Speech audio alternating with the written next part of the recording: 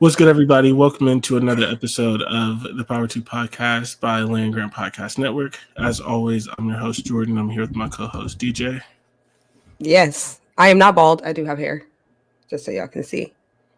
I look bald from this angle, so In case you were concerned. there might have been. You never know. Yeah. Doing this podcast on video sucks sometimes because my room is dirty, but It is don't say very. Don't say nothing. See, now you're doing too much. Nobody asked you.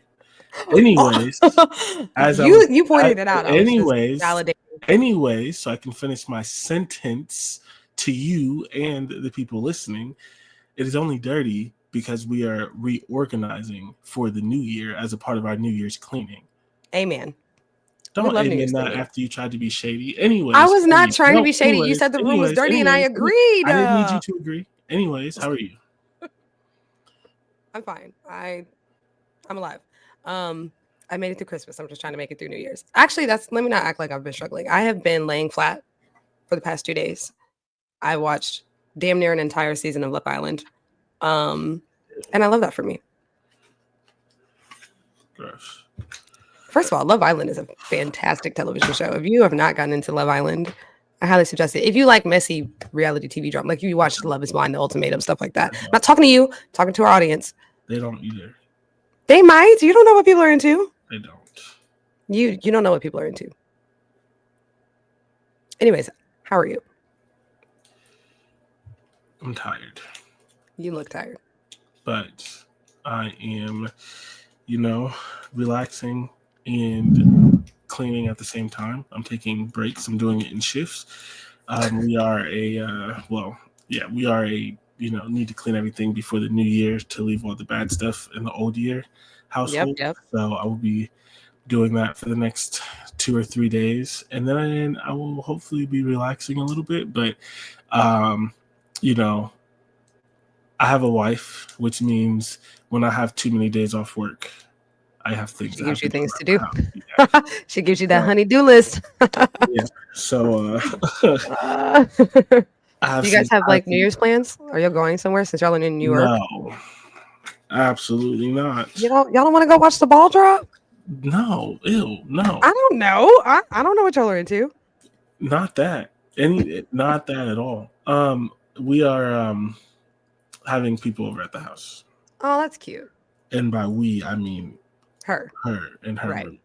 Mainly her roommate. Yeah, that's cute. I still don't have plans yet. I'll be outside, I'm sure. Yeah, I will not be outside. I can tell you that.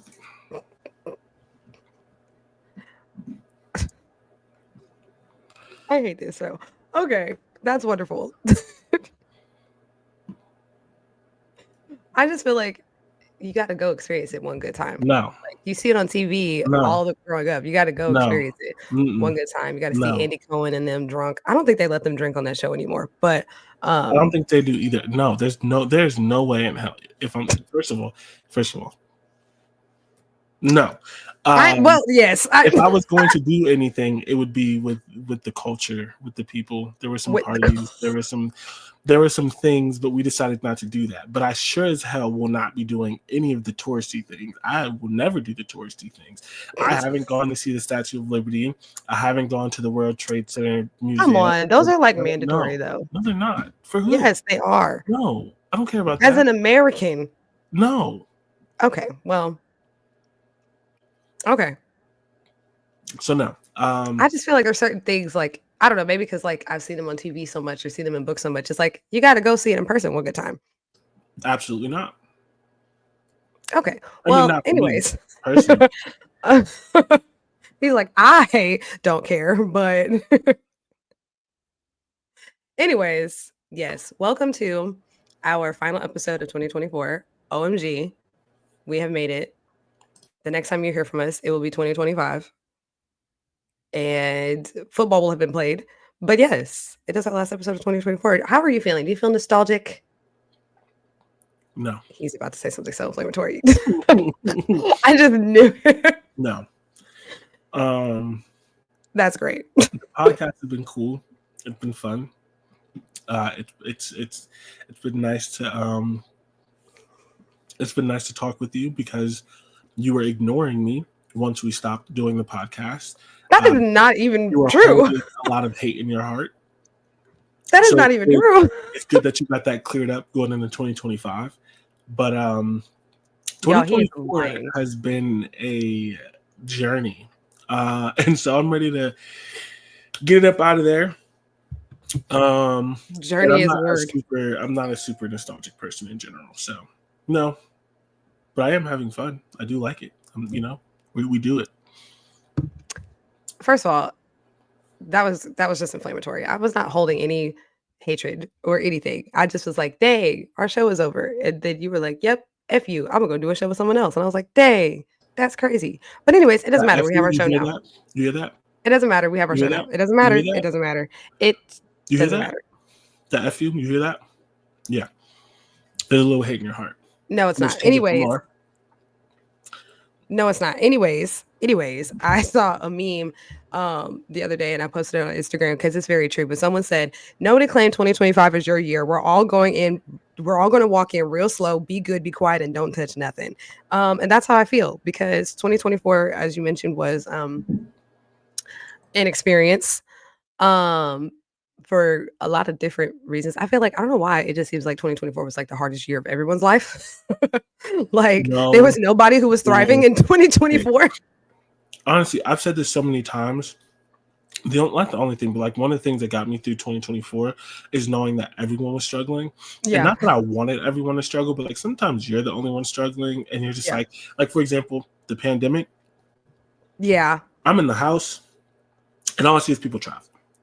All I see is people traveling. Where do you get this money from?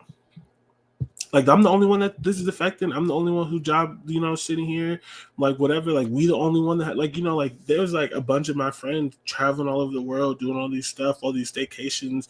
I'm just like, we got to be the only one struggling. But, like, this year, everybody was struggling.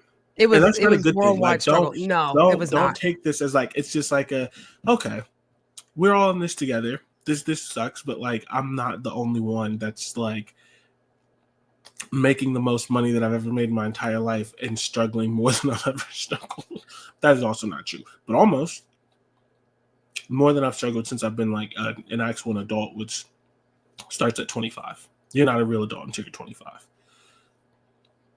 and then you're only a pseudo adult. Like you're like a half adult. You're a pinch of adult. Yes, I agree. I really think that we should change the age of official adult from 18 to 25 for sure. But anyway, there is a level of I guess solidarity, if you will, and like knowing that we're all sort of done with this year and ready for a fresh start. Because again, like if you are the only person struggling like in your friend group or in your greater circle, then it feels like a little bit more like isolating. But it's like, okay, like we all have things that like happened to us maybe this year that we didn't think would happen, or it just was a particularly hard year, like whatever, financially or emotionally, whatever the case is. Like it just seemed like everybody kind of has something going on. Now, mind you, I don't want to sit here and act like I didn't have any wins this year. Obviously, like, there were things that were accomplished this year. Like I started my master's degree, I got my own place, like all these things. Like, yes, there's things that I'm 100% grateful for that happened in 2024, but there were also like life altering like things that happened as well that I'm like, okay, ready to just like close the chapter on this and move on to the next year. But yes, the podcast, to quote you, yes, the podcast is cool. It's something. It's a little something, little thing that we're doing. A little 1-2, nothing too crazy. Not a little 1-2. So you have a question. And I do. You should ask it. Are we going to break or are we going to do the news? And we'll be back. No, you're right. You're right. Look at that. We are going to go ahead and take a break then. So we're going to take a break. Before we do that, please, over this quick little ad break, if you are listening and not following us on YouTube, please like and subscribe. It is at Get Defensive Sports Network on YouTube. Once again, that is at Get Defensive Sports Network on YouTube. Even if you are never going to watch on YouTube, we would appreciate the like, the subscribe, so we can get some numbers up. And we will be right back on the other side of the ad break.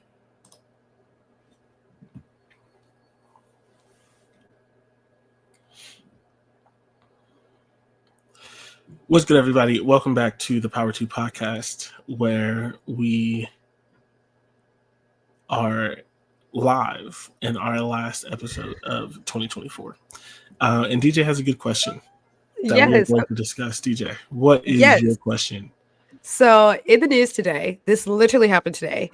The Penn State Nittany Lions head coach James Franklin suggested that college football needs a commissioner, and not only do they need a commissioner, but the commissioner should be the one and only Nick Saban. And so that begged the question to me as a general thought. Given where college football is going with NIL, with all the things that's going on with transfer portal, with just the way that this landscape is changing literally daily, it seems like, does college football need a commissioner? Have we made it there? That's the question. Yes, but I don't think it would work in this iteration. Like as like having like a singular commissioner, or Yeah, I think that football, and so this is a much bigger conversation that, and not anything, of course, that we have any control over, but I think football needs to separate itself, and then conferences need to go back to being more regional so that you don't have Cal's volleyball team playing in Miami. And then when football separates itself, then there should be a commissioner.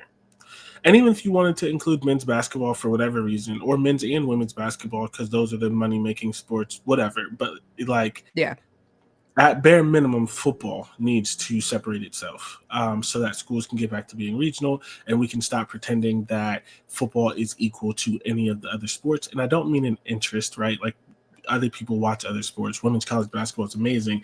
But as far as money, as far as the dynamics, as far as the decisions that the need roster to be made, sizes, the roster sizes, the scholarships, the NIL, the travel, like all of these things, right? And again, more specifically, the money, even the schedule, right? Football is one of, if not the only sport that you play one game a week. Basketball, you play multiple. Baseball, you play multiple. Wrestling is multiple. Volleyball, hockey, like soccer, baseball, everything. Yeah, football is the one of the only, if not the only, sport that you play once a week, which is why you're able to do some of this more traveling. It's just a totally different kind of math, and so I don't think that there can be a commissioner of college football right now, or but and honestly, I guess the question does say college football.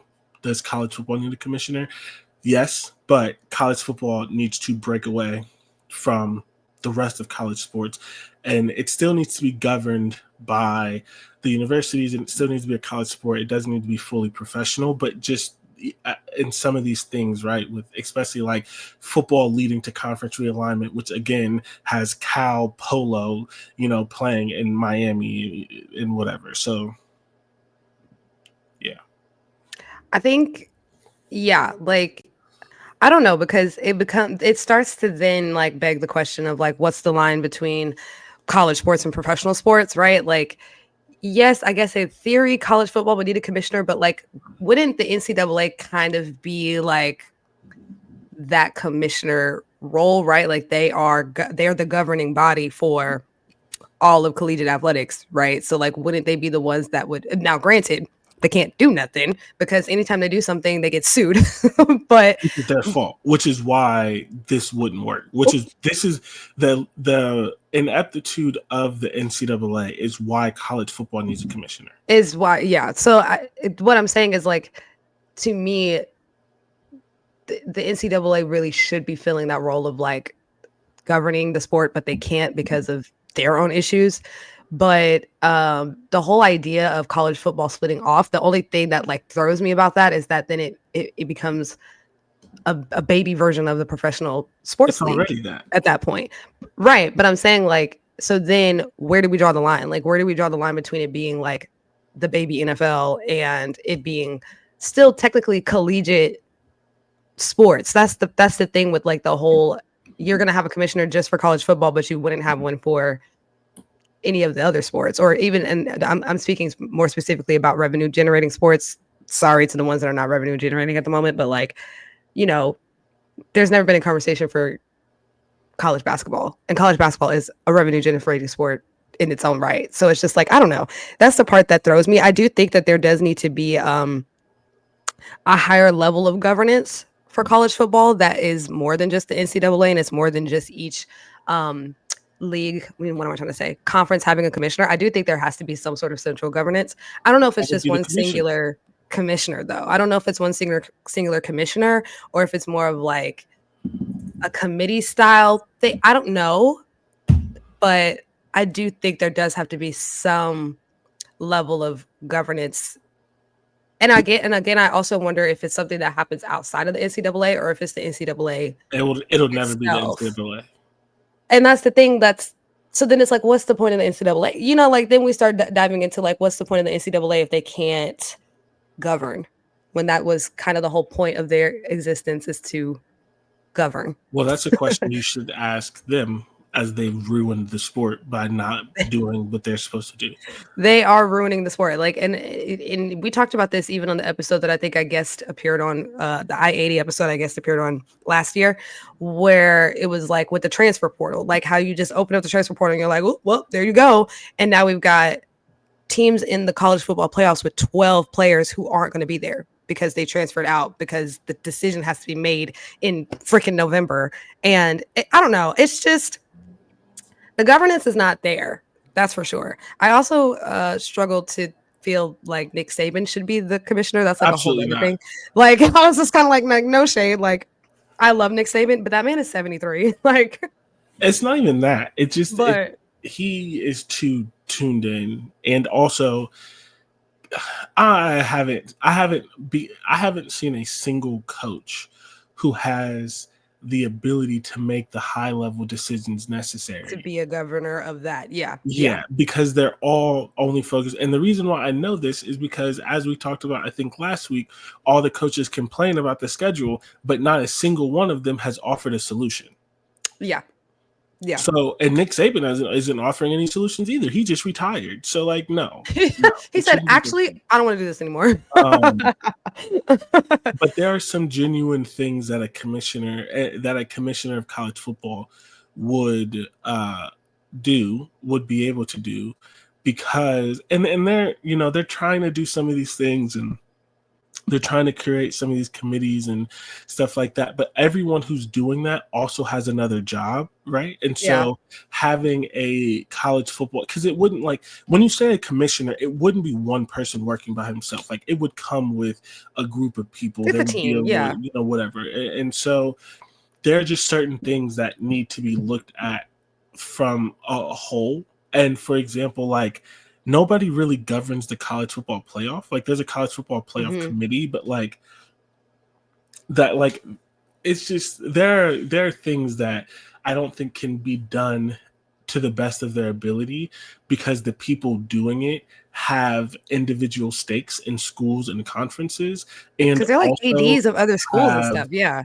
Things that they have to do, right? Like, you can only think about college football so much when you're also the AD, and you have to think about the 30 sports that you have on campus. You can only think about college football so much when you're a conference commissioner and you have 16 to 18 teams dealing with various problems with an average of 20-25 sports on each campus that you're overseeing, in conference championships of all different types of things that you're doing every single year, and media days and all of these things. Like, there needs to, and the NCAA can't do it because the NCAA is fighting for their life, but also the NCAA is too large because the NCAA oversees 4 levels plus every sport in that level. And there are inherently things that affect Division I football that don't affect other programs. Any other sport. There are things that affect certain programs in Division I football that don't even affect other programs like, for example,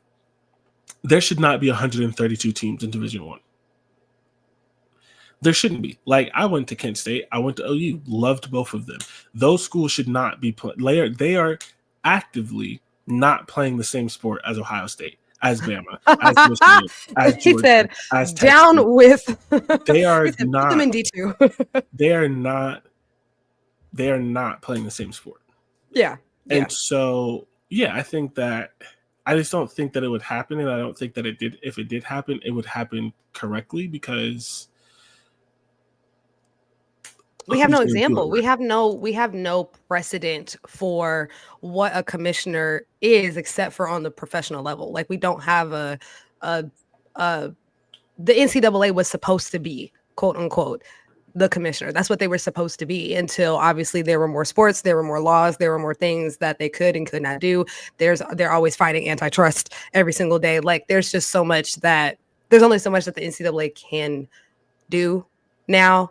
While also, of course, they don't make the best decisions always, but like that's what they were supposed to be. So now it's like we're here and the sport is growing in a way that I think we should have always anticipated, but let's act like we didn't. And now it's like, now what? Like, what do we do? And of course, NIL, I feel like also has caused this conversation of like, just that alone is causing so many, not issues, but just shifts that it's just like, okay, well, who's going to be in charge? Because that's the other thing too of like, if there was a commissioner outside of the NCAA, then who's in charge, right? Like, if there's a commissioner that's outside of the NCAA that makes a decision that the NCAA does not agree with or is not a part of their policies, do they get to nix that? Like, I don't know, but I agree with you. I think there should be people where like their only job is being in the space, whether it's where their only job is being in the college space, whether it's like the committee. Are we back? Okay. Where the committee, those individuals on the committee, like that's their only job. And that's what they do all year. Or, they do it for 6 months or whatever the case is. Yeah, I agree with that. I don't know what will happen, but ultimately, I do think college football has, like, I get it, right? It's a college, it's whatever, but college football has become bigger than your general college administration. And the athletes, as far as eligibility, as far as these sort of things, should still be governed by their local schools and stuff like that. But the actual kind of structure of football needs to be changed. It needs to be fixed. And it is not going to be fixed well when everyone has an agenda and there is not an outside voice who can come in, and certain things that should be mandated and other things gathering a collection, right? Like when the Big Ten wants to change something, they have a guy or a woman. Well, the Big Ten's it's a guy, but if a conference, because there are women conference commissioners, if a conference wants to change something, they have someone that wants the best for everyone, and they go and they talk to the presidents of each school, they talk to the ADs of each school, they get everyone's opinion, and then they make a decision. There's no one who can do that for college football. So everyone making the decision has a stake in it, right? And so the best that we can do right now is the Big Ten and the SEC working together, but they're working together because they face a different set of problems than any of the other ones do. And they have a level of selfishness that they want because of the prestige of theirs that don't affect that. And so like there needs to be someone that says, hey, the Big Ten and the SEC, they're right here. And then there needs to be someone that says, y'all are tripping. Like, you know what I mean? And we just don't have that. We don't even have the ability to do something like that. And so that's where this starts, in that there needs to be something.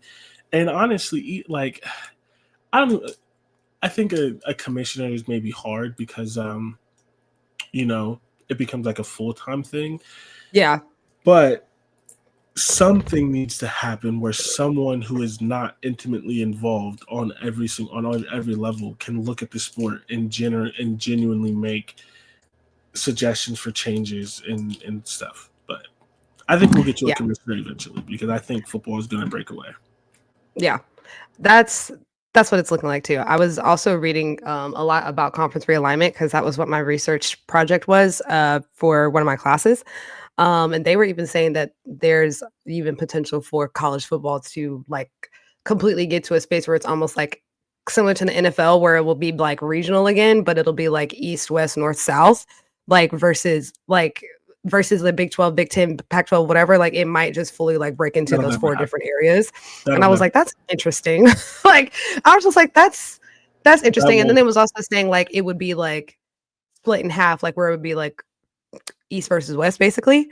And I was like, okay. I think that those are some interesting that'll literally predictions. never happen. I mean, I could be wrong. You eating candy is wild. Relax. I could be wrong because I don't know much about hockey. But I think basketball is the only sport that's East and West. Like college basketball? Mm-mm. Or you mean professional? Mm-hmm. I mean, the NFL is East and West. No, it's not. They have North, South, East, and West. No, they don't. They have the AFC North, the AFC South, the AFC East. Right. But like those teams aren't always grouped. Oh, they're not regionally grouped. No, No, right. The names are, but they're not actually grouped together. Like if those conferences were actually grouped by where the teams were, they'd be totally different. Oh, yeah. You're saying by actual geographic region. Got you. Yeah. Yes. I think I believe. And the reason why no one else does that is because you get the most money when you play across the country and you do these things. Like that's why like Jacksonville Jaguars are in the same league as the Indianapolis Colts. Yeah. But they're not in the same league as the Miami Dolphins or the Tampa Bay Buccaneers. Yeah. You know what I mean? So it's just like, no, football, they will literally never make college football regional. That is actually the opposite what I read in my research. I know. But this is an opinion podcast. In my opinion, is whoever wrote that is an idiot. It's not going to happen. What is more likely to happen is that college football breaks away and the other sports go back to being regional because they don't have the money nor the need or the desire to again have Stanford volleyball playing in fucking Miami. So like the schools, when college football breaks off, the rest of the sports are going to go back to kind of regional conferences, and that's what's going to make sense. Football will never be regional. They'll never make money that way. The reason why they're doing what they're doing now is because they want Ohio State to play Texas and Georgia to play Michigan and USC to play North Carolina. They want that to happen, which has never happened before.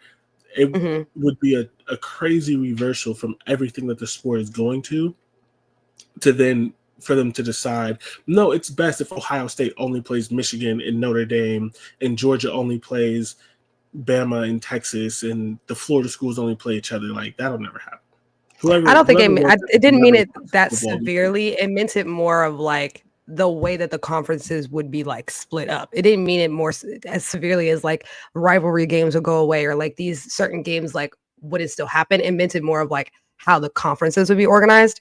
But at the end of the day, all the conference realignment decisions are made based on football, and that's kind of jacked up because, again, now you have volleyball teams playing in Miami that are from Seattle or whatever the case. So, I think football. Oh, go ahead. Yes. Oh, yeah. I mean, that's the biggest thing is like, you know, the well-being of the athletes that are not football athletes are now being heavily affected by this, but governance. I don't really agree with that, but yes. Well, again, I just immersed myself in this for 2 months. It's football travels the least. They have the least amount of games, so it's like if they're traveling across the country for a game, that's different than a basketball team that has a back-to-back that has to travel across the country, miss more class, be there for longer, have to deal with jet lag, whatever the case may be, and then come back, have more games. Like the athletes that are not in football are the ones who are being more affected by the heavier conference realignment, especially when you're talking about the athletes who have to go cross country just to play competition. Like that's kind of jacked. Anyways, yeah, I think governance is necessary, but how it will happen, I guess, is the bigger question, and I don't have an answer for that. But yeah, 2-minute drill. Unless you have final thoughts. Nebraska, Boston College. I was at that game. How was that? It was a game. Because I kept watching, I kept looking, and I was like, oh, it's 20-2, like whatever. And I just kept changing away from it. And then I went back and I was like, 20-15, wait. Yeah, it was a game. I can't say it was the best game that I've ever seen, but that's kind of what I expected when those two teams play. What I will say is, I don't know if anyone listening to this is a Nebraska fan, but kudos to Nebraska fans. They travel. Like they travel. Nebraska is nowhere close to New York, and even when you factor in that there are probably some Nebraska alums in New York, there were a decent amount of people there that came there for that. So shout out to them. I'm sure that was really fun for them. It was interesting. Nebraska has the problem that it always has, where it can't close out games. But for 3.5 quarters of that game, it was crazy because like Nebraska looked bigger, stronger, faster than BC, but Nebraska, the opposite happens when Nebraska plays other Big Ten teams, and so it just shows the difference of the athletes that you're getting, even in between the Big Ten and the ACC. Because like when Nebraska plays Ohio State or Michigan or these teams, they look smaller, but they, for the most part, looked bigger, stronger, faster than BC the whole game. Like it was funny. BC kept trying to run screens and things like that, and Nebraska was just stopping them because it's like, we're too fast for you to try to do this. You need to attack us a different way.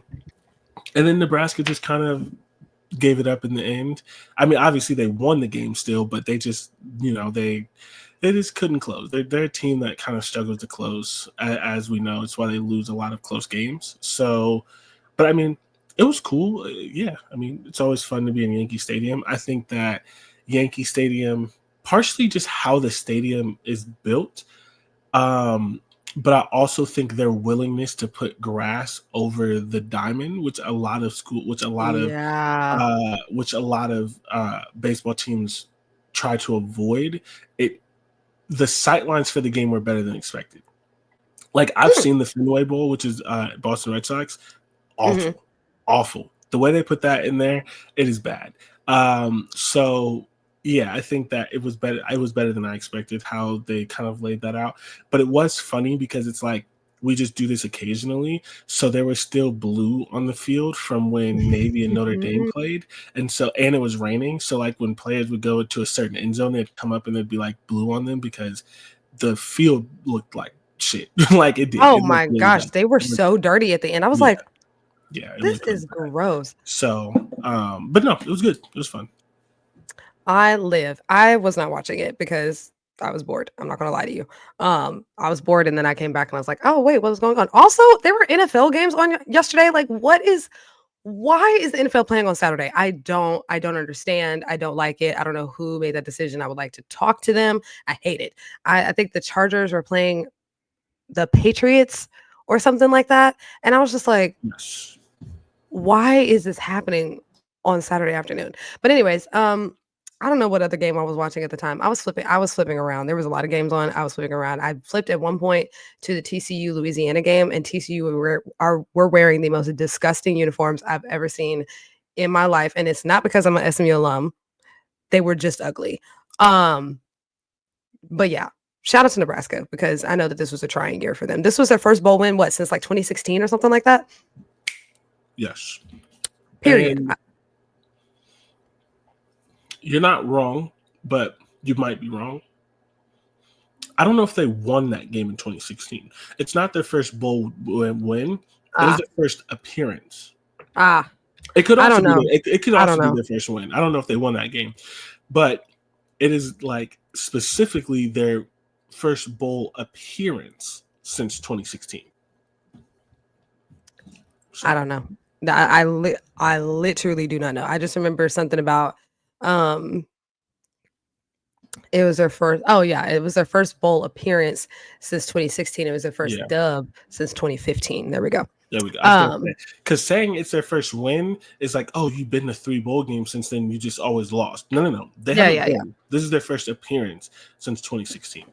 Got it. First appearance since 2016. First dub since 2015. Either way, shout out to Nebraska because they might have burnt some things down if they didn't win. People were very, very upset. I love to see Boston College fail because they shouldn't have beat us in the bowl game last year. So, sucks to suck. Sorry, y'all. See y'all next year. Pop-Tarts Bowl. Miami versus Iowa State. Before we get into this. Yes. I'm so tired of the Pop-Tart stuff. Like, not what the bowl game is doing. Do whatever you got to do. I'm tired of like the national media, like get off your knees, please. Like it is not that cool. It's fine, but like the amount of people on my Twitter, it's all my Twitter. Like literally people talk about like I think what the whole team, what Pop Tarts is doing is unique. And that's fine. I think it's cool. I think it makes for a good experience. But the way that people talk about it specifically, it's starting to get gross. Like it's starting to get rated R. Like y'all freaky as hell. Like y'all freaky. Leave it alone. Like relax a little bit. Like you act like they've never seen anything good in their life. Like they've never seen anything funny. I'm sorry. That is so crazy that you said, can I just say, I'm so tired of this one. I was about to dive into how much I love the Pop-Tarts Bowl and how I'm absolutely obsessed. And I want them to just keep doing it the same way that they've done it. Cause like, it is the coolest thing I've ever seen in my life. But that's the thing. I don't have a problem with the bowl, what Pop-Tarts individually is doing. I think that's cool. I think it's iconic what they are doing. I'm so talk around it. Just what's the narrative? I mean, people were saying, at least from what I was seeing, people were saying like, because again, I'm gonna say from a sports business nerd, I am a sports business nerd. I am not getting my master's in sports management because I just felt like doing something on a Tuesday afternoon. I'm getting it because I'm a sports business nerd, right? The level of brand continuity that Pop-Tarts has been able to do with this bowl, to me, this is setting the standard for what a bowl sponsorship is supposed to look like, all the way from the sprinkles on the field, the way that they design the trophy, to the giant Pop-Tart toaster thing, to the toaster, to the Pop-Tart mascots, to the specialized Pop-Tart product in stores, to the commercial spots that they bought around each one where the Pop-Tarts who were going to get eaten were competing against each other to see who was going to be eaten. That to me is brilliant. That is brilliant marketing. That is genius. It is absolutely amazing. A woman was probably involved.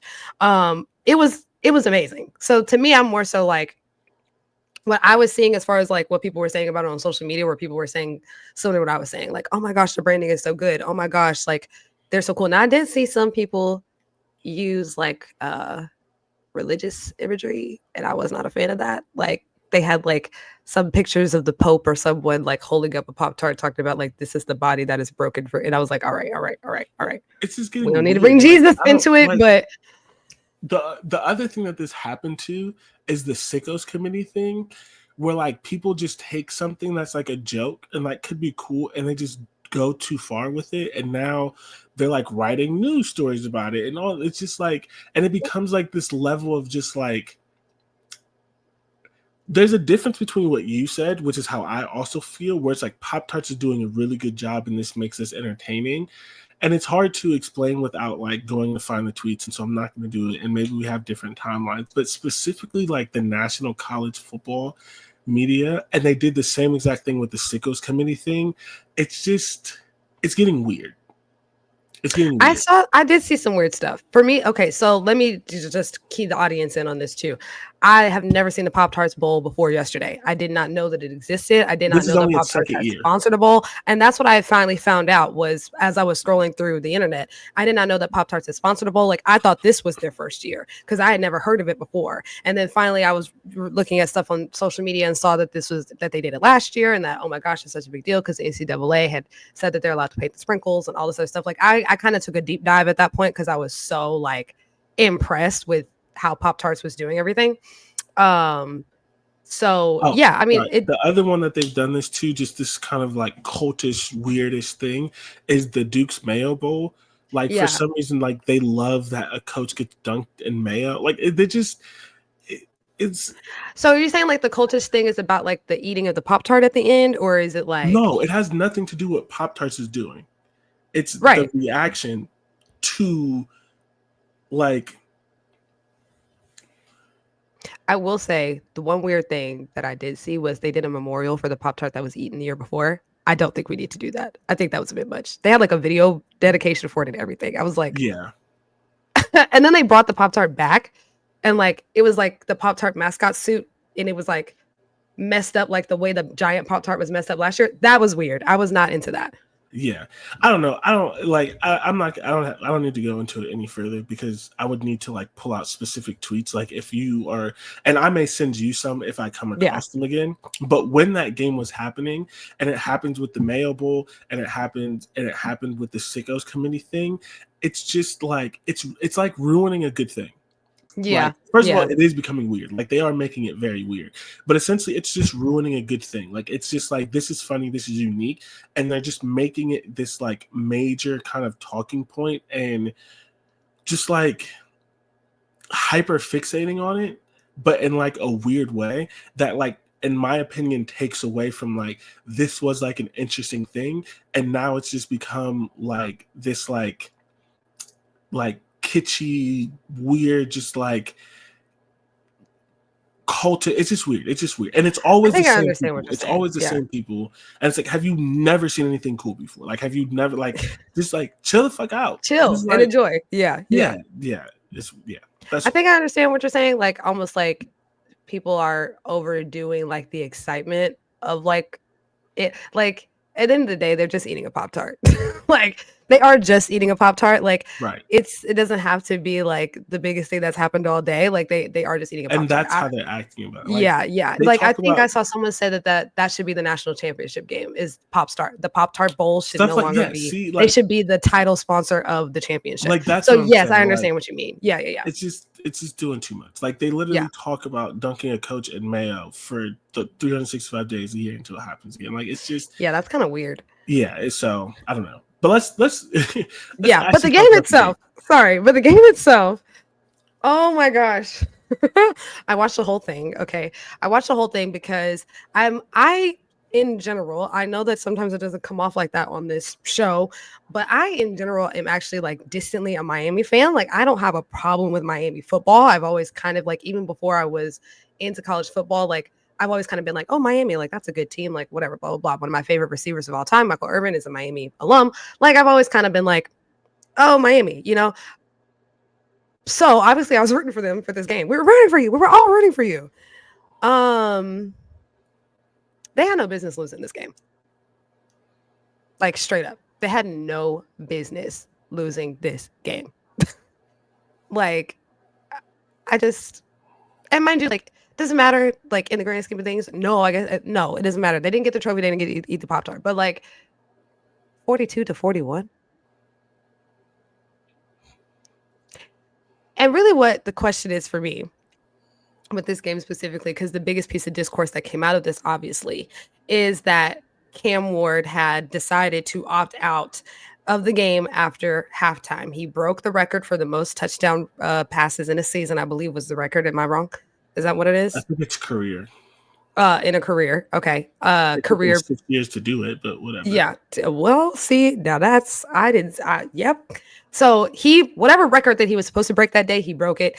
And then he opted out for the rest of the game. And that became a piece of discourse for a lot of people of whether or not that was a good decision or a bad decision. So of course I want to bring it here to this show so you guys can hear our opinions on it. What is your take on number one, the game, but obviously Cam Ward's decision?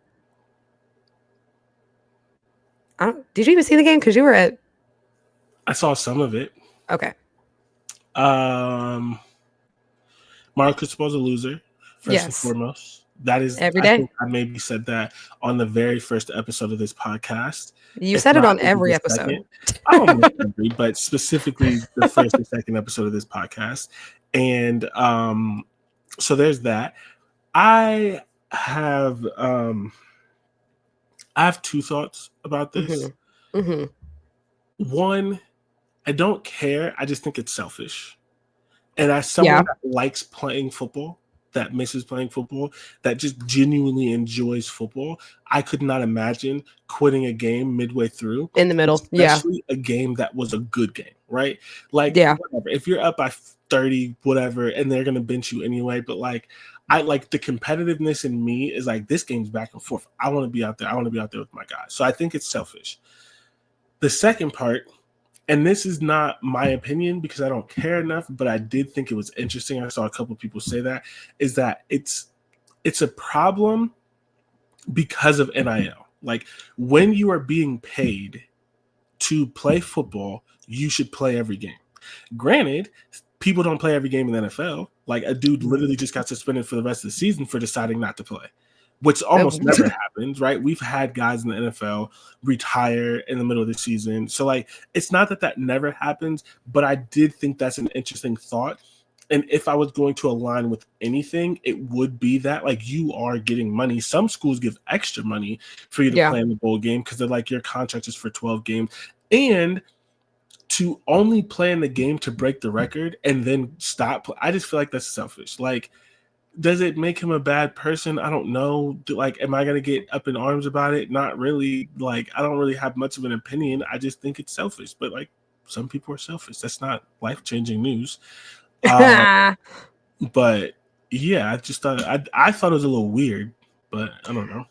I think, and this was something that even the commentators had said at the beginning of the game was like, oh, Cam Ward, he's coming out here, he's playing with these guys, he has such a competitive spirit, like, you know, because we know at the end of the day, there's a lot of guys who will opt out of the bowl, especially if they've declared for the draft and they, whatever reasons, they don't want to get injured, they don't want to, whatever the case is, they feel like they've already proven what they need to prove, blah, blah, blah, blah, blah. So a lot of guys will opt out from the jump. We've seen that happen multiple times. That's why it was such a big deal, if y'all don't know, but that was why it was such a big deal that when Deion Sanders came out and said that, you know, Colorado, the Buffaloes, everybody is going to play for this bowl game because that's not normal. A lot of guys will opt out. But to me, I more so was looking at it from a standpoint of like they were saying on the broadcast, like, oh, he's such this competitor and he just wants to get out there and fight with his team and da da da da da. And they were kind of praising him. And so then for it to be like the second half and he's not playing at all, I was just kind of like, so is he? Like, is he? And listen, I don't have a dog in this fight. Like, I think that he proved his draftability before yesterday.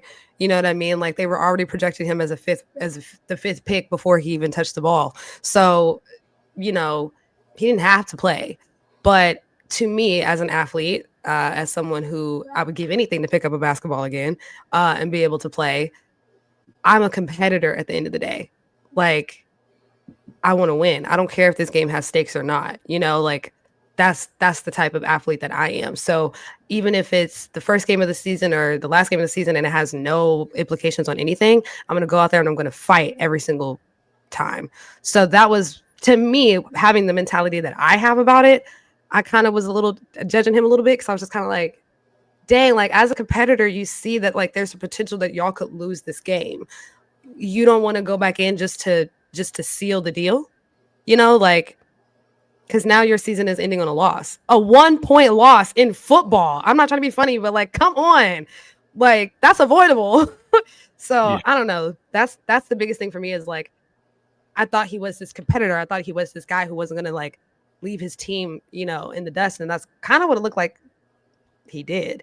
But also at the same time, and I'm just going to keep it being, I do think that we have a tendency to overanalyze what Black athletes do over what certain other athletes do. That's just how I feel about it. So I feel like if, you know, Carson Beck, although he's a bad example because he's actually injured, but if insert white quarterback here, you know, if a Joe Burrow, which I don't think they were in the playoffs last year, decided to opt out of the bowl game, I don't think anybody would be up and down the timeline calling him this selfish, horrible person. You know what I'm saying? I think it's I don't know. I feel like sometimes it can be a little aggressive the way that we speak about certain athletes versus others. And it can a lot of times be identity politics that play into it. Cause I'm just kind of like, it's not that big of a deal though, too. I just thought he was I just thought he was more of a competitor than that. Like, I'm not sitting here calling him a selfish person. You know what I'm saying? I just thought it was less competitive than what I thought he was. Yeah, I agree with your theory generally. I disagree that there's any quarterback in the country who could start a game, break a record, and then quit at halftime, and they wouldn't say anything about it. Well, I'm not saying people wouldn't say anything. I'm not saying people wouldn't say anything. I don't know if y'all can hear that. Sorry, there was a car accident by my house. I'm not saying that people wouldn't say anything. I just feel like sometimes people's language is particularly harsh against certain people versus others. That's what I'm saying. I think people still talk about it. I just don't know if people would speak as harshly. It's another topic for another day. Anyways, I didn't think he was selfish. I just thought it was like, dang, you don't want to compete? It is. And it is absolutely selfish. Like, more than anything, it's selfish because you're playing just to break a individual record. So your name is in the history books, and then you stop playing. Like, that is nothing but I mean, selfish. like, do we know that, or do we? Yes, because Maybe maybe he no, always decided, oh, hey, I just want to play for the first half. Maybe that no, was always the decision. no, no. He's not playing that game if that record's not in reach. Like, that is the easiest assumption Okay, you can ever make. okay. I feel that. Like, at the end of the day, if he's only 2 or 1 or whatever touchdowns away, you may as well play until you get there. But I mean, but then to not play at half is crazy. I mean, Like, I agree. not playing in bowl games, whatever, that's fine. But to play in the bowl game only to break an individual record and then not play anymore is crazy. Like, literally, like, and expect, yeah, no, that's selfish. I don't know. I think because then I don't you know could even that what? good. I was just gonna say, because then you could even beg the question of, like, maybe he's trying to preserve himself. Maybe, okay, he did break the record, whatever, blah, So blah. Why would you continue to risk your body and go out there? I mean, I don't know, man. I don't know. I'm just saying, I'm not gonna sit here and be all rude about it and make it seem like he's this bad person. I think it was weird. I don't think it was weird. Selfish makes you a bad person, but it is inherently selfish. Like, I don't think that makes you a bad person. No, it's self-preservation. It's selfish. It's self-preservation. If it was self-preservation, he wouldn't have played. He played specifically to get a record for his name individually to be in the NCAA record books. And as soon as he got it, he was done. That is selfish. Because self-preservation is not playing at all if you're worried about it. Self-preservation is Shedeur and Travis getting insurance to protect themselves if something happened. And I'm not even, you have to play in the bowl game. I don't care about that at all. But if you're going to play the game. Your team lost. So you feel like you should play the whole thing or nothing at all? Don't play. Yeah, but like, no, this is the only time that I've ever seen that a player has played and quit at halftime, and it has only ever happened this one time, and it happened because he wanted a record. That doesn't make him a bad person? No, I don't care that much. But it is selfish. Like, it is inherently selfish. There's a lot of things that are selfish, but it is inherently selfish. It was weird. It was definitely weird. I wasn't a fan. I actually thought it was Mario Cristobal's decision for a second, and I was about to go in on him until I realized it was actually Cam who opted out, and I was like, oh, that makes it worse. Either way, Miami shouldn't have lost that game. That was really jacked. But hey, they had a good season, I guess. They had the best season that they can have under that coach. And that coach, yeah. They said, what was it? It was like their first 10-win season since like 2010 or something like that. Yeah. I was like, geez Louise. The Alamo Bowl, speaking of Colorado, it happened, and Shedeur, Shiloh, and Travis were there. Deion cried. That's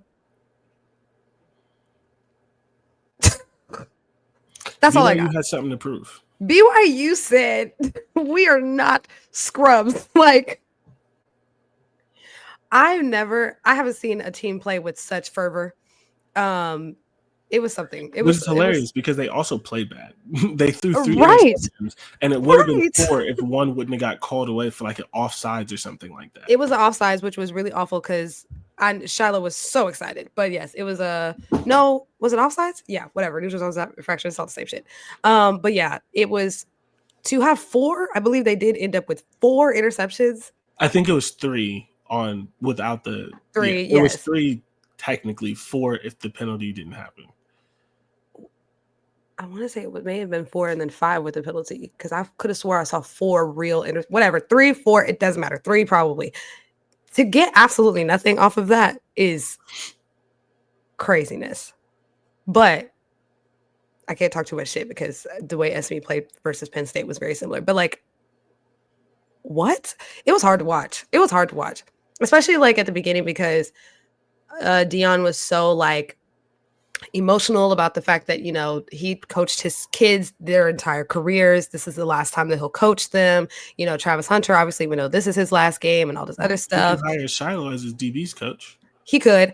But to see him be so emotional, and then they have Mrs. Peggy. I don't know if y'all have been following that story online, but they had a 100-year-old fan who they flew out for a couple things, but they obviously flew her out for the bowl game, and they were like, "We got to win for Miss Peggy," and like it was just such a heartwarming, cutesy little thing, and it's like, and then you got your ass smacked by BYU.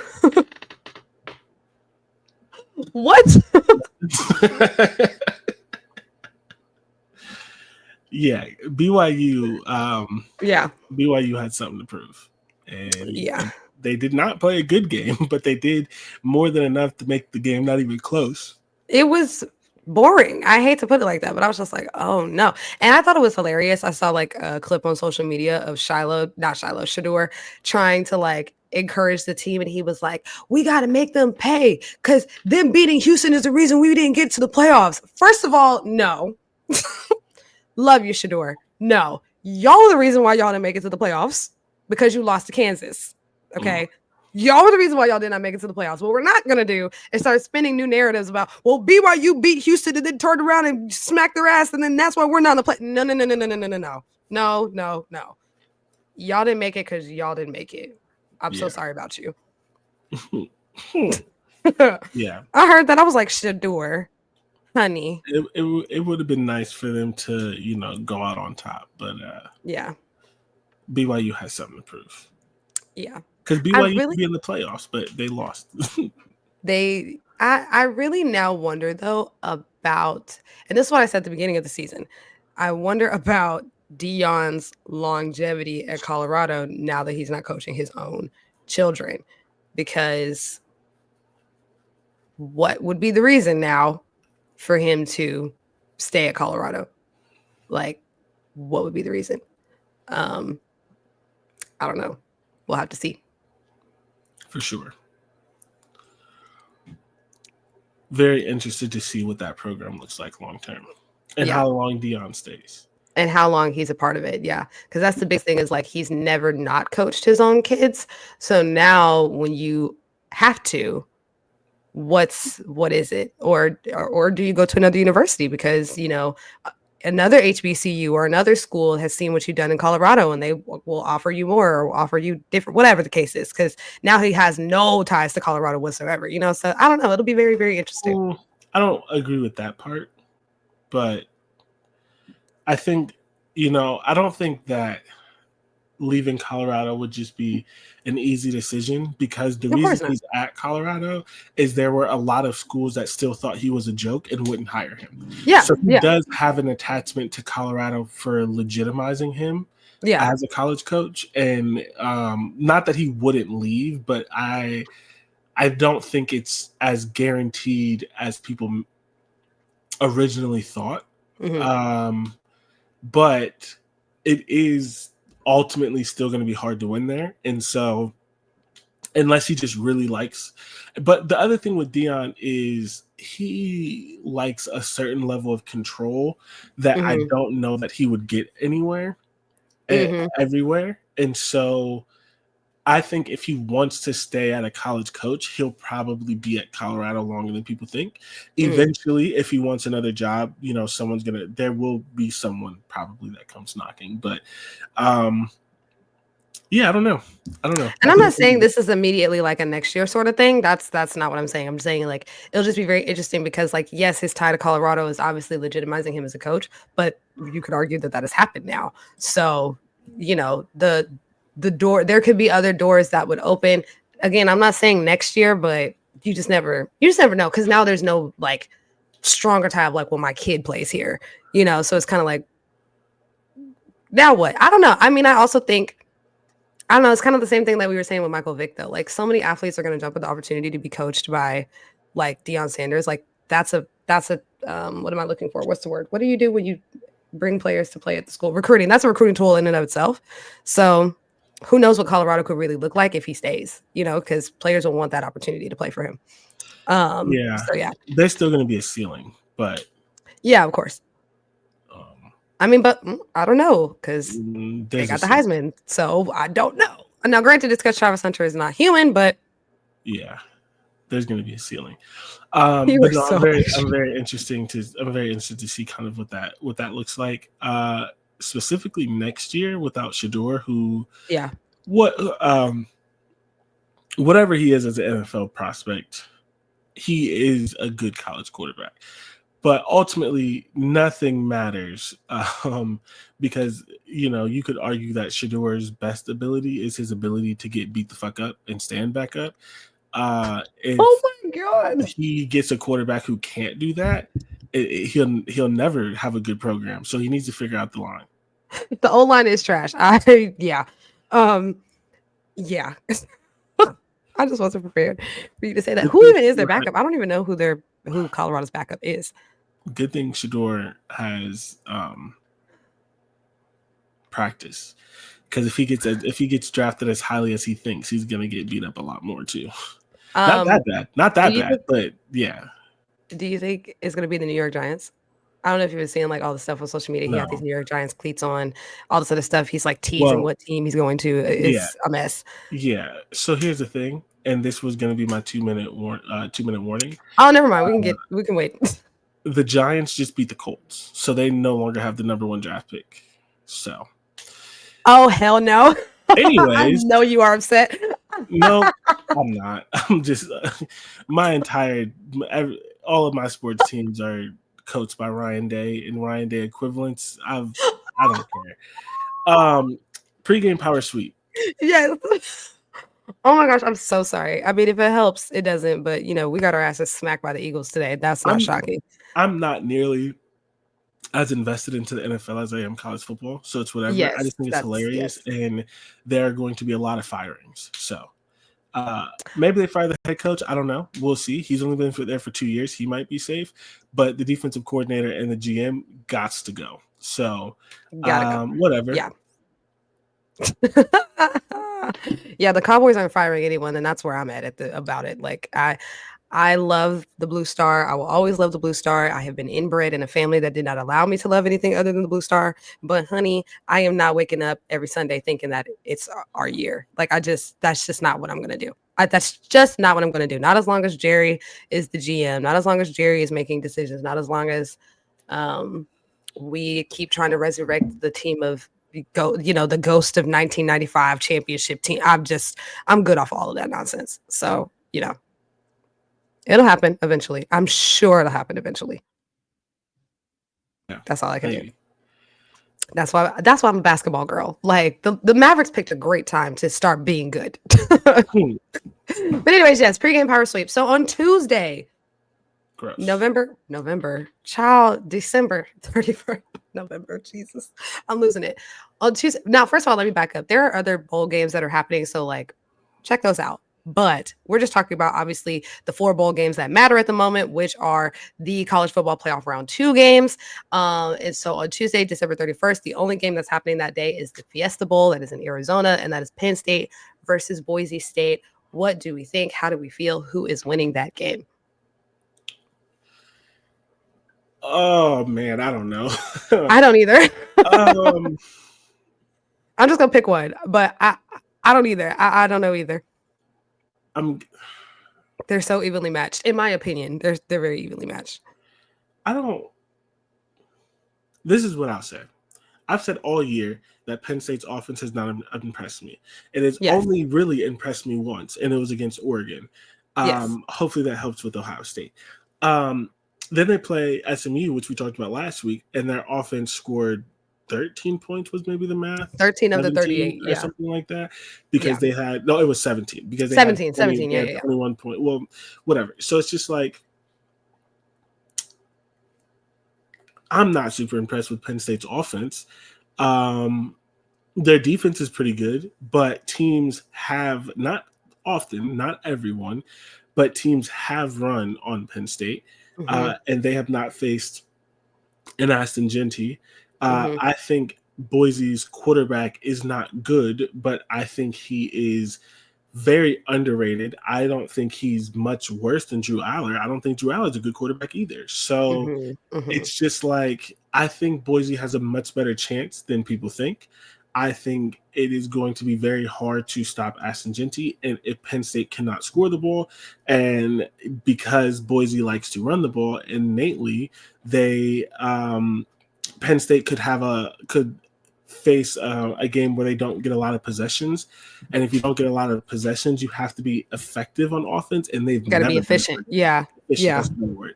You have to be Yeah. efficient on offense, and they have never been efficient on offense. They do not Yeah. believe in offensive efficiency. So I still think that, oh God, I don't know. I think Penn State probably wins. I'm going to pick Penn State to win, but I don't.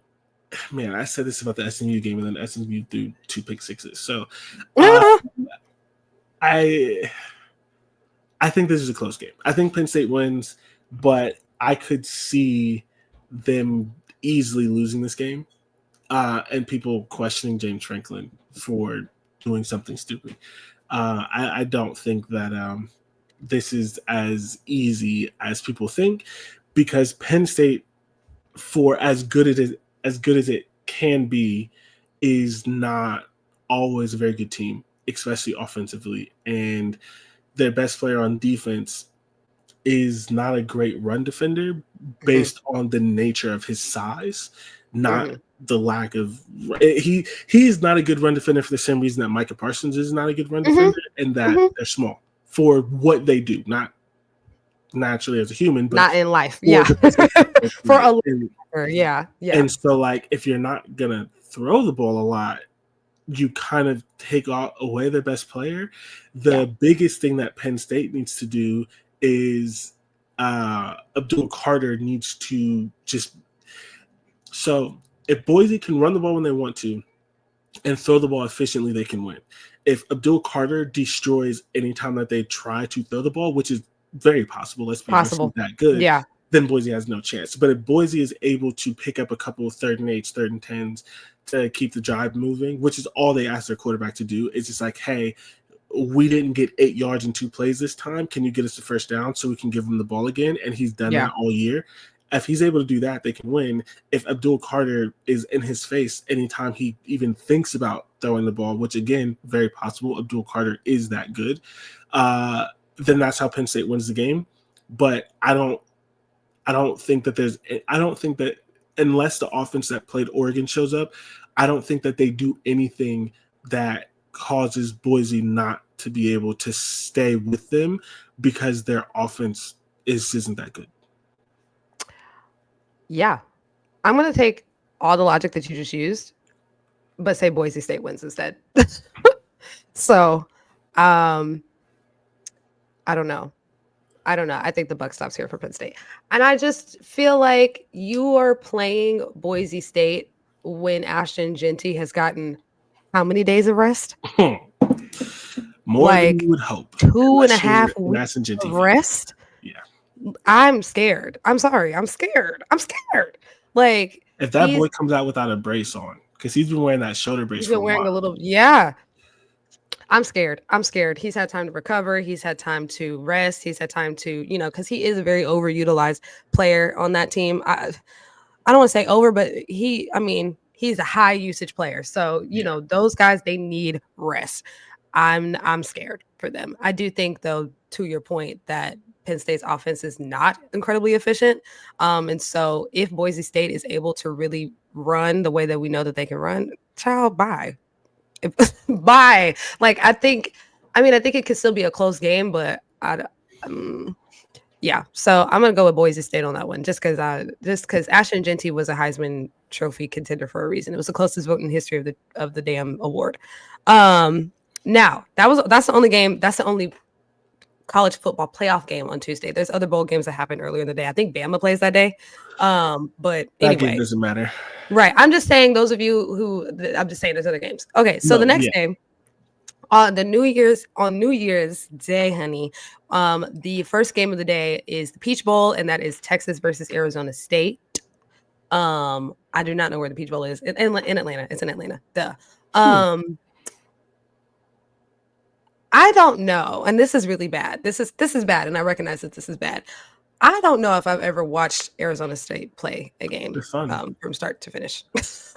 They're fun. They are 2014 Ohio State. I mean, without all the NFL talent.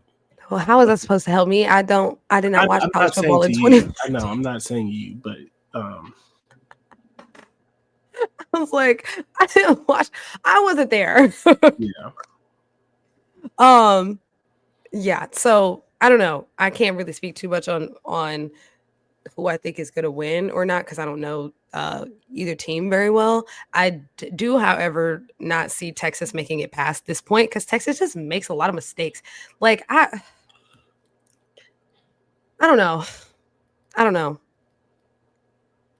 Yeah, I don't know. I think that this game is going to be a game of who runs the ball better. Better, yeah. Because if Arizona State, first of all, Texas is only good when they're running the ball. When they have to drop back and throw, there's some problems, which is why people are saying that Quinn Ewers may not go to the NFL because he's not ready for the NFL despite starting for 3 years. And that means he's going to play somewhere else because he's not going to be at Texas next year because Arch Manning's going to play. What? That was a lot of information in one sentence. Hold on. But, that was a lot of information in one sentence. So you're saying this is like an assumption or this is like a fact? Like Quinn Ewers will not be the starter next year if he plays for another year. Quinn Ewers will not be the starter next year, no matter what. He will either be in the NFL or he'll be playing for a different team in college football. But he has not declared for the draft, nor has he entered the transfer portal, obviously, because he's still playing. Okay, interesting. Go ahead. Very interesting. So if Arizona can run the ball and they're running the ball better, they're going to be able to do kind of like they're not so much just like a ball control offense, but like they do kind of have that with their bruising running back who is not as good as Aston Gentry, but he is 5 or 6 in the country. He's very good. He's very good. So, and then if Texas is running the ball better, that means that their offense is clicking. That also opens them up for Quinn not to face much pressure, which I don't know if Arizona is going to be able to get much pressure on him because this is a game where Texas's offensive line should show up. And if Texas is running the ball well, then of course that opens up the passing game and Quinn won't make too many mistakes because he won't have to throw the ball 30 times. If they can make Quinn throw the ball 30 times, there's a chance that he's going to throw you 1 or 2. So I think that this game is like Ohio State has like a weird stat where like every game that they've lost the rushing battle, even if by like 1 yard. It's really weird. Like they almost always lose when they lose the rushing battle. They don't have to rush the ball, but if they rush the ball for 50 yards and you run for 45, they might win. If they run for 200 and you run for 210, they might lose. Like, and I think that this is going to be a similar game where Texas has to win the rushing battle. But Arizona, I give Arizona State the biggest. And I guess if you consider Notre Dame, Georgia an upset, which I don't anymore because Georgia doesn't have their quarterback, that would be the biggest upset. But if you're not considering that one, I think Arizona State has the biggest chance to upset somebody. I think that they're a legitimately good team, and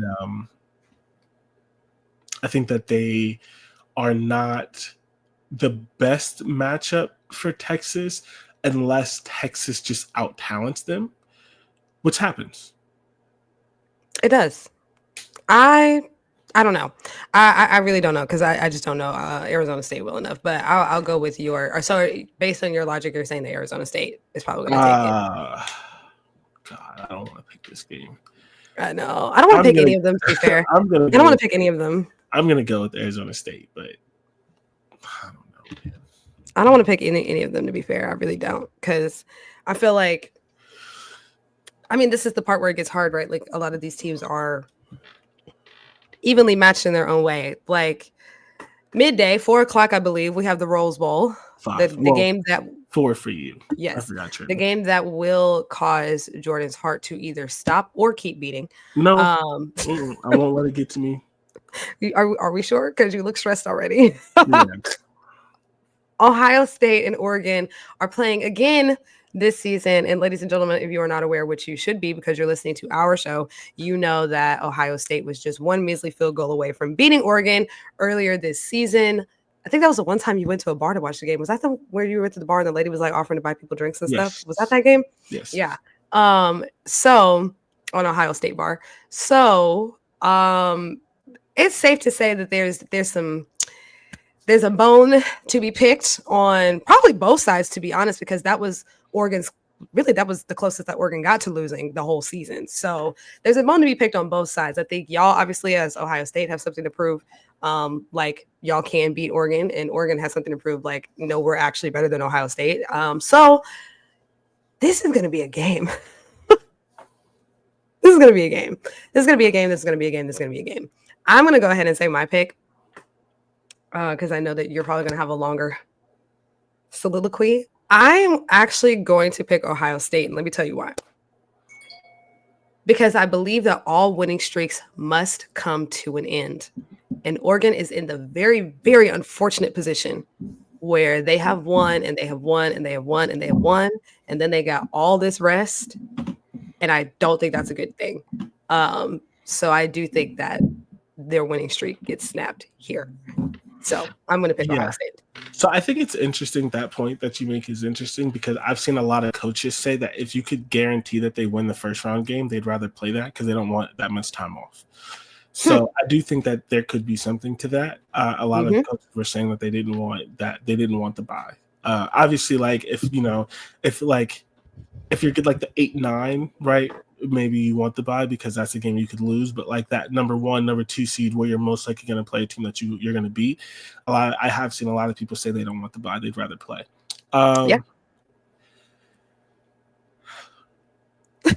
It's the breathing. I don't really like talking about this game because there's no logic to what's going to happen because no one knows what Ryan Day is going to show up. Like, and I knew you were going to say that. That's why I was like, let me get this off my chest. On the field, Ohio State has a better team. They had the better team the last time. They have the better team this time. If Ryan Day doesn't do what he does, Ohio State can win this game. I think my biggest thing for this game is I just find the narrative very annoying around it. Yeah. I've seen a bunch of I've literally seen Oregon fans say that they already beat Ohio State playing a B- game so they can beat them again. And I'm like, I don't know that you've watched Oregon all year, which you should because you're a fan. That was one of the best games that you played all year. That was not a B- game from Oregon. They were not playing like Google. They were not. I saw another Oregon alum say Oregon has more places where it can get better in the rematch than Ohio State. That's just a straight up fucking lie. The only thing that Oregon can do better is not spit on someone so you get ejected, and you have a defensive end who's healthy, who wasn't healthy in the first game. Ohio State played one of the worst games of the year. Their worst game Michigan was their worst game. So their second worst game of the year in that game. Literally, his foot is never coming off their neck about Michigan. The number of things that happen in that game that just don't typically happen is insane. Denzel Burke, the corner, played the worst game he's played in his 4-year career, probably his entire life. He alone gave up 120 something yards by himself. Ohio State gave up multiple big plays. They're like number 1 and number 2 in the country in big play percentage, like given, because they don't allow big plays. They got negative pressure on the quarterback, which they don't always get a lot of pressure, but they don't get negative pressure. They had 0 sacks. Quinshon Judkins fumbled for like the first time in literally 2 years, and I am not lying. Literally, he does not fumble. He literally had the ball ripped out his hands at like the 15-yard line. Oregon got an onside kick. Ohio State was up and driving, and Will Howard dropped a snap on 3rd down that led to, I believe, a sack or a throwaway that led to a punt when Ohio State was moving the ball and would have gone up 14. Ohio State played the worst game it could play and lost by 1. That doesn't mean anything, right? Oregon could still win, but the narrative that Oregon fans have that somehow they played a bad game and beat a good Ohio State team at the same time is just fucking ridiculous to me. So it's hard for me to talk about this game because both teams are obviously going to show up different. But I think the biggest thing for me and why I'm going to pick Ohio State is that the Oregon game spurred Ryan Day to finally look his 72-year-old defensive line coach in the face and say, you are not the defensive coordinator. You are going to do what the defensive coordinator tells you to do. And because of that, Ohio State has changed its fronts. They've started running, which I've talked about all year since that game. They've changed their front. They go 3 down and 4 down. They drop defensive linemen into pass coverage. They use them as spies. They run games. They run different things. And it just makes it, and they're blitzing more. It makes the defense more flexible and more dominant, legitimately dominant, right? Ohio State hasn't allowed a single pass touchdown since the Oregon game, and people were like, "Oh, who did I did not know that." Well, they played the Penn State team that put up 38 on Oregon. They played Tennessee, who looked like shit, but before that, everyone was super happy with Tennessee, and they were 10-2 big SEC team. Like, we don't need to do the revisionist history on how people felt about Tennessee before that game, right? They played teams who passed the ball, and they haven't given up a pass touchdown since the Oregon game. It's now been 7 games. So I think Oregon's going to face an entirely different defense. Mm-hmm. And I think Ohio State, and if they don't do this, I'm not back on the Ryan Day train. I'll never be back on the Ryan Day train. But if they don't do this, I'm not even going to be on the fire Ryan Day train. I'm just going to be in fucking neutral island, because I don't even know how much further I can get on the fire Ryan Day train. This is. I think you are the conductor of the fire Ryan Day train right now. Yeah, I'm literally going to put the train on the highest speed, lock the door, jump out the train, and let that shit fucking crash and burn. They need to blitz. The 2 teams that have slowed Oregon down just blitzed a lot and hoped for the best. And I literally said this going in. You have the athletes. Ohio State's always been a good tackling team, right? If you blitz and they run a screen and that guy breaks 4 tackles and scores a touchdown, that sucks. But you had 4 chances, right? If that guy scores a 60-yard touchdown because you dropped 8 and he just ran past your corner, you can't do anything, right? Even if you run a blitz and they throw the perfect play, even if they get 40 yards, if they don't get a touchdown, you have another chance. Ohio State was allowing big plays that ended in the end zone because they weren't playing aggressive. So play aggressive and hope your guys tackle, but at least you go down fighting, because Dylan Gabriel is too good of a quarterback for you not to pressure him. So I hope they blitz 50% of the time. And if they lose, they lose. But they need to go out fighting. But if they blitz 50% of the time, I think they'll confuse him. He'll make a mistake or 2, and I think they win.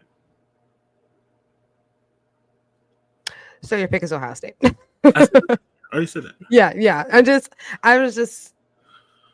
But I don't like picking it because Ryan Day's a fucking loser. But I don't know. Like I said, that's why I'm more so on the train of I think Oregon is going to beat themselves, and it won't matter which Ohio State shows up, because it will. Obviously, it will matter, which version of Ohio State you're getting. But I don't know why. I just feel like Oregon is going to beat themselves. They're going to be high on the hog. They're going to be, they have lost a significant amount of confidence in that fan base. And that's what I'm saying. I'm like, locker room. And there's and who wouldn't be? Let me be clear. Who wouldn't be? If you have gone through an entire season and nobody has beat you, you have every right. I'm not coming for it. You have every right to be confident. You have every right to be high on the hog. You have every right to be cocky. But if you don't have, and I don't know anything about Oregon's coach, I don't know anything about the messaging that he is sending in the locker room. This is me speculating. If you are not sending messaging as a leader that humility is the key to this, they're going to lose. They're going to lose. They're going to lose. I hate to put it like that. But again, like I said, winning streaks have to come to an end. Nobody saw Georgia Tech beating Miami, but the winning streak had to come to an end. Yeah. It had to come to an end. So that's all I'm saying is this, to me, is a bad time to be on a winning streak. They should have lost the game by now. And because they haven't, as fate would have it, this might be the game. This might be the win. Especially if they're high on the hog because they beat y'all before and all this other stuff. Like, that could be a recipe for disaster. And then they will essentially beat themselves. And y'all will just have to come and do what you have to do, take care of business, not make too many mistakes, and win the game. I mean, because I don't know. Because there were even some games where I'm like, Should they have won that? But I can't get into that. So yeah. I don't always subscribe to this, especially because I think Nick Saban's a fucking liar. But I do think it's interesting that Nick Saban is like really mad at Ohio State fans right now. And Nick Saban has been a huge, one of the only coaches that will openly say sometimes your team needs to lose. Yeah. And I am not saying this because I believe it. I am just saying that Nick Saban, the greatest coach of all time, believes sometimes you need to lose. And there is a chance, again, in Nick Saban's words, not mine, that losing to Michigan can somehow spur this team to a national championship. Oh, interesting. And Nick Saban has been on a rampage for weeks defending Ryan Day and saying that Ohio State fans should shut up because this team still has a chance to win a national championship. And I do not agree with him. I also think he's a liar because he wouldn't have accepted losing to Auburn 4 years in a row. But Period. But if Nick Saban can believe that sometimes a team needs to lose, there is a chance that this loss does something positive for Ohio State.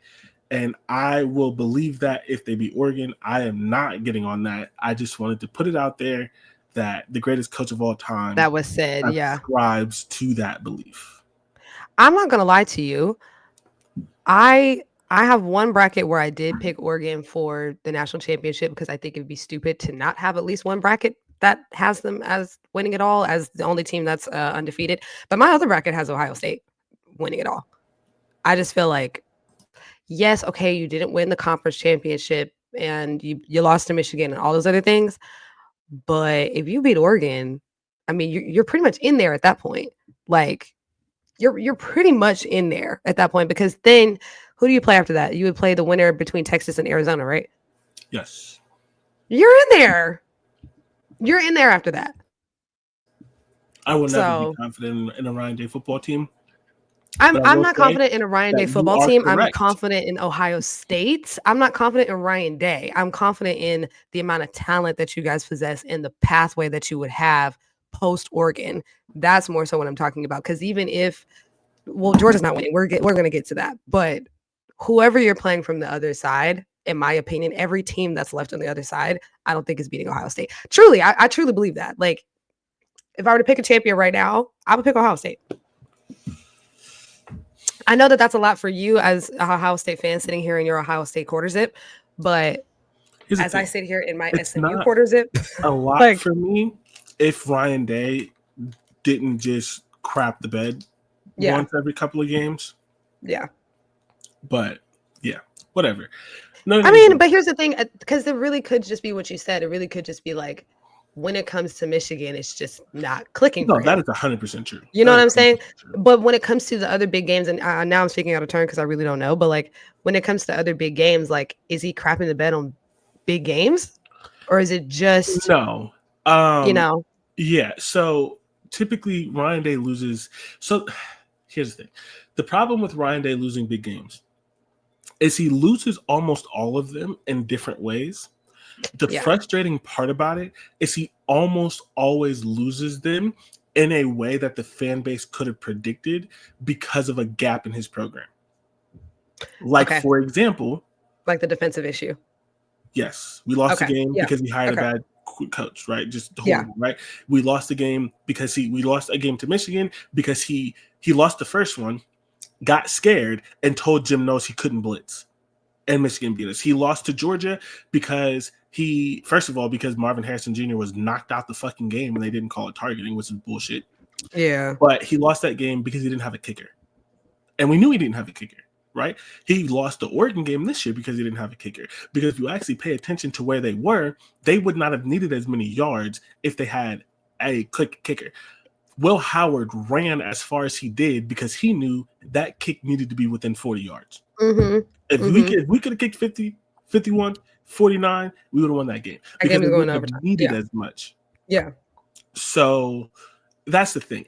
His team typically does play well in big games. He just always makes a decision or two that the fan base is like, why would you do that? You like this is like, you know what I mean? Like we've lost a bunch of games because of special teams. Not even just bad kickers, right? Just like our special team guy fumbles, and so our drive starts in the 10, their drive starts in the 35 because we can't tackle. Because you punted right. Like our so it's just he loses them in different ways. So it's hard to predict if and how he's gonna lose a game. But when he loses, it's almost always like I will tell you right now, if Ohio State loses to Oregon, it's because he settles for a kick and the kicker misses it. Okay. I promise to God, I'm telling you right now, there's going to be like a 30. If Ohio State loses this game, there's going to be like a 38-yard kick on like a 4th and 2. And instead of going for it, he's going to kick it. And the kicker's going to miss. And Ohio State's going to lose by like 2 points again. Like if they lose, that's what's going to happen. I can tell you that that's going to happen because Ryan Day didn't get a kicker in the transfer portal last year when we all knew he needed a kicker. Like that's the thing. He loses the game differently, but it's always an area that it's like, it's preventable losses, low key. Yes, yeah. That's the problem. So I don't know. Well, we will see. That's the midday game. Like I said, 4 o'clock, 5 o'clock Eastern time, whatever, 2 o'clock Pacific. Y'all know what time it is. And then the primetime game at 7:45, 8:45, 5:45, or 3:45, whatever time. Sugar Bowl. Notre Dame versus Georgia. I'm going to go ahead and say it. Georgia doesn't have a fucking chance without Carson Beck. Sorry about you. Notre Dame is going to win that game. That's my opinion. Like, I don't even know who Georgia's backup quarterback is. So I'm not going to say Georgia didn't have a chance. And it's only because Marcus Freeman likes to do really stupid stuff in big games. But see, you know what's crazy? I say this all the time about so many coaches, and it's funny. You do. Because it's true for all of them. You should really coach. And college football has a fucking epidemic of dumbass coaches right now. Like, I think you mean a pandemic. No. Is it both? Whatever. Now Keep I gotta going. Google it. Because I'm like, epidemic is like, sorry. I was like, hold on. Because epidemic is like, is it like spreading? A sudden increase in number of cases. Yes. Above what would normally be expected. Okay, correct. Yes. Correct. You are correct. Yes. Just dumbass coaches. Just coaches who love to just do the stupidest thing possible in the biggest game of their life. Ryan Day, Marcus Freeman, Lincoln Riley, Mario Cristobal, Steve Sarkisian, who the fuck is Alabama's coach? Kalen DeBoer. Even fucking Dan Lanning up until this year. He lost to Washington twice last year by doing dumbass shit. Where the fuck is that Dan Lanning? Can he come back this year? Please do something stupid so Ohio State can win. You lost every good game last year because you wanted to do something fucking stupid. Who else? The Michigan coach, right? Dabo Swinney.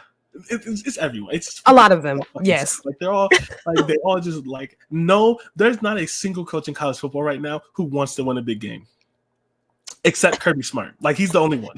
Except Kirby Smart. He's the only one that's not afraid of the moment. And like that's because he's been there 100 million times. How long has that man been coaching? It actually not as long as you think, but he is really. I feel like he's been coaching for a minute. Yeah. So, no. So yeah. I'm like, man, I say it all the time, but I'm like, no, everyone I've ever said it about is true. They all fucking like it's James Franklin. How the fuck did I miss James Franklin? James Franklin's the king. James Franklin. So, oh my god. If Ohio State plays Texas, that is going to be the king. That is going to be the crown jewel of mid-offs, of coaches who just bad coaching. Yes, who just don't want to who are just coaching scared to win. Like that is just coaching not to lose. Both of them coaching not to lose against each other. It is going to be. I'm sorry, so many of you are not going to get this reference. It is going to be the sorry to bother you a fucking football. Not the sorry to bother you. Yes, oh my god, you know exactly what scene I'm talking about. Oh my god. Okay, I hope you have a great day. I hope you have a better week. I hope your month is full of blessing. It's like you smell good. You smell better. Let me buy you a drink. Let me buy you 2 drinks. Like it is literally going to be Yeah. So Between North Dakota. Pick between Notre Dame and damn Georgia. Notre Dame. I'm picking Notre Dame. I just don't agree with Georgia doesn't have a chance to win because Marcus Freeman is still the coach there. And I'm wishing him all the best. I am also really wishing wish he would do it somewhere beautiful else. Ass all the best. That man is gorgeous. I really wish he would do it somewhere else because I don't want Notre Dame to be successful. Oh, okay. I was like, wishing him dang. all the best. He's an Ohio State alum. He played the Oh, is linebacker. he? I didn't know that. He is an attractive man. He has a beautiful family. All of that. First of all, please stop getting your wife pregnant. You have like 12 kids. No, literally get off of her. You know who else needs to get off his wife? Giannis Antetokounmpo. Oh yeah. Oh my gosh, that lady is pregnant again. She's pregnant again. Back to back though. Literally, there was a picture of them walking through the tunnel. She had a baby on the hip, a baby in her hand, and a baby on her belly. Okay, get off of her. Side note, because this is about to be over. You know who Sir is, of course. Who? Sir, the singer. Yeah. He has 2 brothers. Okay. Guess how old they are. I'll tell you. There's no way you're going to guess it. 40, yeah. 39, and 38. Get off 40, of her. 39, and 38. Get off of her. Y'all didn't even wait the 6 weeks that the doctor said you're supposed to wait. Get off of her. They're Irish triplets. Like 40, what is going? Yeah. That's the pandemic, is people having babies back to back. That is the pandemic. Yeah, okay. Yeah. What the heck? Okay. Anyways, I'm so sorry. Yeah. Continue. So, but what I will say, the one thing I will say is Georgia could win this game like 13-7. And it's just because like they break off a couple of runs and Notre Dame can't do anything because their quarterback can't throw. Georgia could just like ruin this game if Notre Dame can't run the ball. I'm not saying they will. I'm just saying it is a possibility. There's a possibility. I am predicting Notre Dame though. Period. Well, okay. So on. Oh my God! Why do I want it to be on Sunday so bad? On Wednesday. Hold on. Sorry. What? There's a chance that we get Ohio State, Texas. Yeah. And Notre Dame, Penn State. Yeah. And 2 games where nobody wants to fucking win.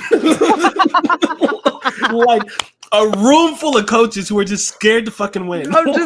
They are all not gonna try. Like, yeah. Oh my gosh. That is. Oh God, that is. Oh my gosh, that is so funny. He said everybody might be coaching scared. Yeah. Oh my God. Like everyone just has pee dribbling down their leg in the 3rd quarter. Oh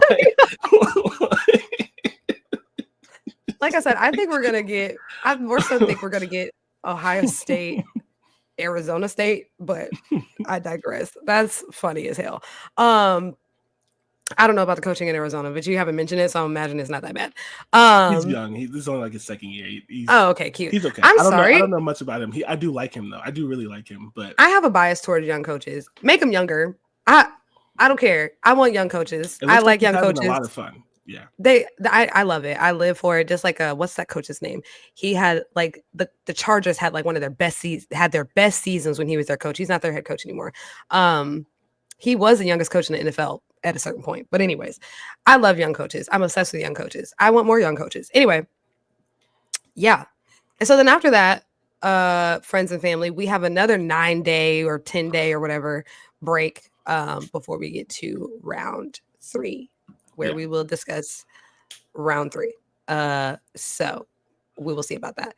Any final thoughts about Fiesta, Peach, Rose, or Sugar Bowl?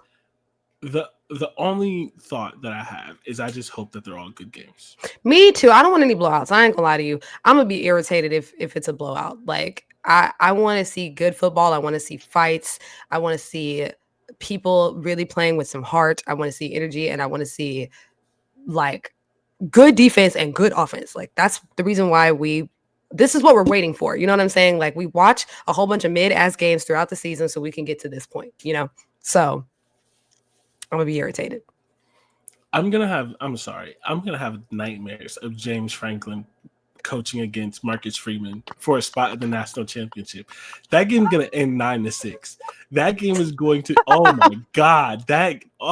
Jesus Lord! 9-6 is absolutely out of control. You could at least say be like 10-7. No, 9-6. No touchdown scored.